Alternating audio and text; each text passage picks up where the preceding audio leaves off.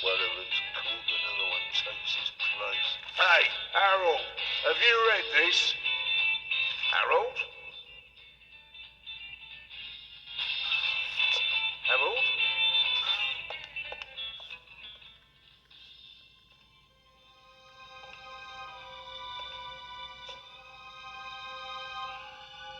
Harold? You hear me? This is no time for fun and games.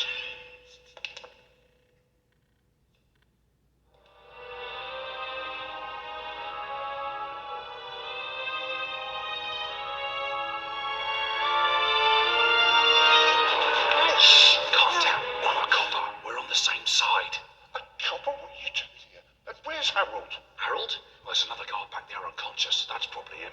The Eye of the Sphinx. Where is it? It's there. Oh, good. Then he hasn't got it yet.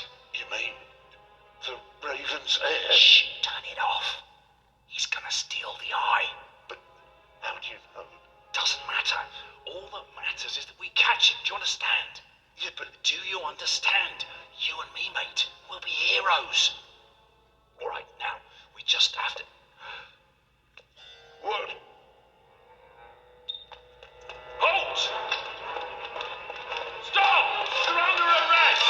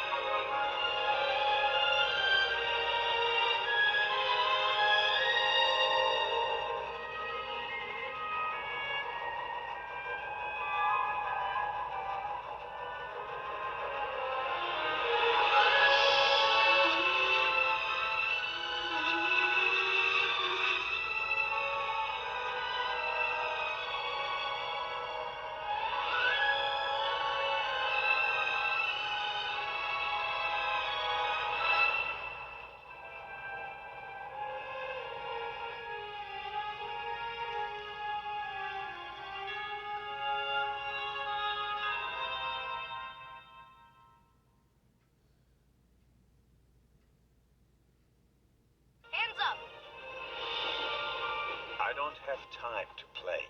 I'm on duty.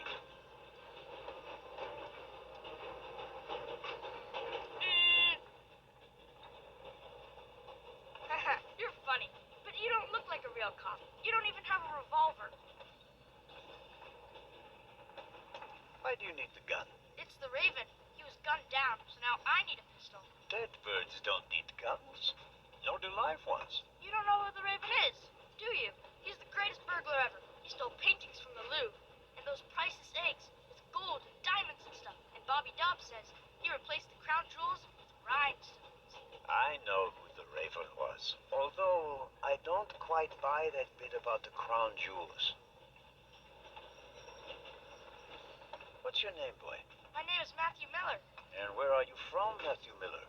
from Dillsburg, Pennsylvania. But my mom and I live in England now. She's taking care of some rich old lady. We're on our way to Venice at the moment. We're taking a cruise on a big ship. Impressive. You've already seen half the world. I've spent my entire life in Switzerland. Must be really boring. You do know these days there are thieves far more dangerous than your old Raven. 2 days ago, a precious ruby was stolen from the British Museum. There was an explosion. A guard was severely injured. Really? Yeah. And do you know what the papers say? You talk too much, Constable. Zellner, monsieur. Anton Jakov Zellner. Or did he pull a gun on you? No, monsieur. Get a move on. Inspector Legrand, it's a great honor to work with a celebrity like you. We appreciate the support of the Swiss police, but it'd be better if you'd remain seated and keep an eye on things. But, monsieur, your journey on this train is most unusual. Is it related to the burglary at the British Museum? Not in the least. And the safe? What's that for? I'll let you know if we need your help, Constable. If you'll excuse me, I'll be in the first freight car at the back of the train for the rest of the trip. I'm not here to enjoy the beautiful scenery. I am a good observer, and I have finally honed powers of deduction. Thanks to that? I watched the people on the platform in Zurich. I know, for example, that man over there is a violinist.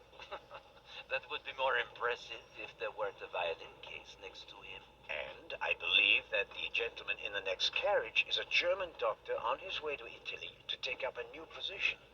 And what gives you that idea? There's the rod of Asclepius engraved on his cufflink. And he's carrying a German-Italian dictionary. Maybe he's just taking a holiday in Italy, following in Goethe's footsteps. Too much luggage. And no, he's not retiring to Italy either. The suitcases are too shabby for me to believe that he can afford to retire in his late 50s. All right then, Constable Zellner. Constable Zellner. If you're such a clever fellow, what am I doing on this train? I think you're looking for someone. You're just guessing. If I were looking for someone, I wouldn't spend the trip cooped up in a freight car, now would I? Well, that would seem to indicate that you're guarding something. And what might it be? Could it possibly be a jewel that's making a long and perilous journey? You're guessing. You can't possibly know what's inside the safe. But if that were the case, Then I'd ask you why the train wasn't crawling with police. you don't want to arouse attention. Évident. But why not? It's a trap. You've got a vivid imagination. I'll give you that. Well, that is impressive, I admit. But the fewer people involved, the better. Get along fine without you. You won't. Won't. Pardonnez-moi. I can help. And I will help. You're in my country, and I've been ordered to assist you. And that's exactly what I'll do, whether you like it or not. Clever and stubborn. Your commitment speaks volumes, Zana. But this is my show, and I don't need you. Bon voyage. But how do you know?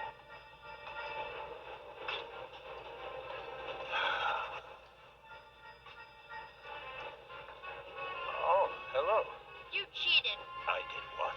I saw you talking to the German doctor on the platform. He told you everything himself. You were just pretending to put two and two together. And what of it? Do you know who that is? That's Inspector Nicholas Legrand. You have to impress him if you want to work with him. I'm going to tell on you. You'd really tell on me? To the very policeman who shot your dear Raven? Whoa. It was him? Hunted and killed Europe's most famous burglar. That's how he got his start. I won't tell him a thing. I wouldn't either. All right, Matthew. I have to do my work now. Everyone calls me Matt. Well, except for my mom. She calls me Maddie, as if I were a little kid. Whether Legrand wants my help or not, I'll keep my eyes open. Maybe I can change his mind.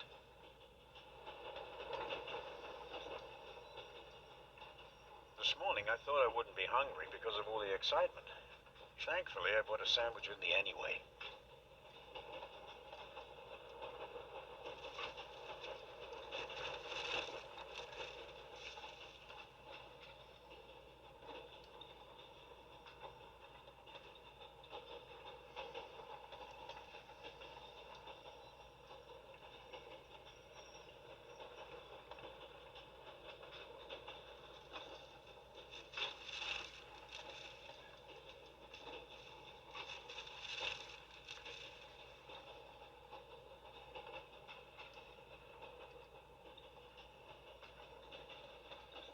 apple core in the sandwich paper.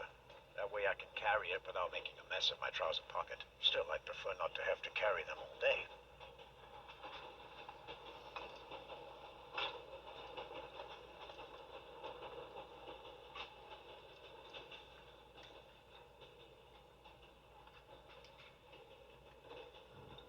The napkin came with a croissant I bought at the train station.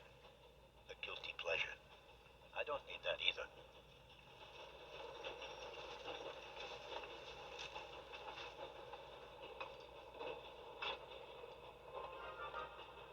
Every table has its own wastebasket.